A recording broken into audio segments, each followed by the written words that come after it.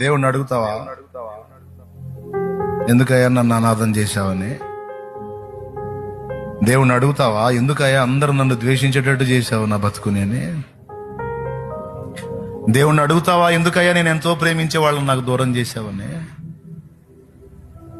దేవుణ్ణి అడుగుతావా, నన్ను ఆదరించే వాళ్ళని కూడా నాకు దూరం చేసావు ఏందయ్యా అని?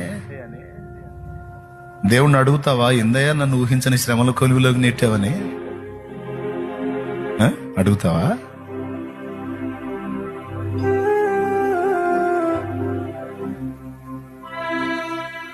శ్రేష్టమైన పాత్ర తయారు కావాలంటే శ్రేష్టమైన అనుభవాల్లో గుండానే పోవాలి, లేకపోతే శ్రేష్టమైన పాత్రలు తయారు కావు. స్తోత్రం, హల్లెలూయా.